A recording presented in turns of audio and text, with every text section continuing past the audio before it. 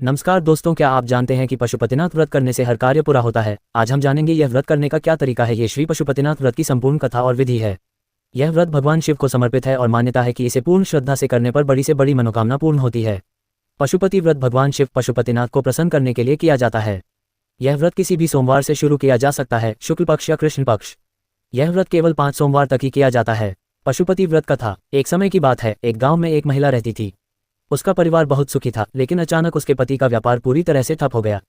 घर में दरिद्रता आ गई और पति की मानसिक स्थिति भी खराब हो गई। वह दिन रात चिंता में डूबी रहती थी। मिथक व लोककथाएं। एक दिन वह महिला अपने गांव के शिव मंदिर में गई। वहां उसने देखा कि एक बुजुर्ग माताजी भगवान शिव की भक्ति में लीन थीं। पूजा समाप्त होने के बाद उस बुजुर्ग महिला ने उदास बैठी महिला से उसकी परेशानी का कारण पूछा। उस महिला ने रोते हुए अपनी सारी व्यथा सुनाई कि कैसे उसका सुखी परिवार बिखर गया है और आर्थिक तंगी ने घेर लिया है। तब बुजुर्ग माताजी ने उसे ढाढ़स बंधाया और कहा, बेटी, तुम चिंता मत करो। भगवान शिव भोलेनाथ हैं, वे अपने भक्तों का दुख नहीं देख सकते। तुम पशुपति व्रत करो। यह व्रत 5 सोमवार किया जाता है और इससे हर मनोकामना पूर्ण होती है। महिला ने विधि पूछी तो माताजी ने उसे व्रत के नियम समझाए। अगले सोमवार से ही उस महिला ने पूर्ण श्रद्धा के साथ पशुपति व्रत शुरू किया। वह सुबह जल्दी उठी, स्नान करके पूजा की थाली सजाई और मंदिर गई। शाम को उसी थाली में 6 घी के दिए और मीठा प्रसाद बनाकर ले गई। उसने नियम अनुसार पूजा की और घर आकर भोजन से पहले प्रसाद ग्रहण किया। ऐसा उसने लगातार 5 सोमवार तक किया। 5वें सोमवार को उसने नारियल फोड़कर व्रत का उद्यापन समापन किया। चमत्कार यह हुआ कि 5 सोमवार पूरे होते होते उसके पति का स्वास्थ्य सुधरने लगा और बंद पड़ा व्यापार फिर से चल पड़ा। घर में फिर से खुशहाली और धन धान्य की वापसी हुई। कुछ समय बाद उस महिला की एक सखी उससे मिलने आई। उसने देखा कि उसका घर फिर से खुशहाल हो गया है। सखी ने पूछा, बहन, ये सब कैसे ठीक हुआ? तब महिला ने उसे पशुपति व्रत के बारे में बताया। सखी ने कहा, मेरे भाई का विवाह नहीं हो रहा है, क्या मैं भी यह व्रत कर सकती हूँ?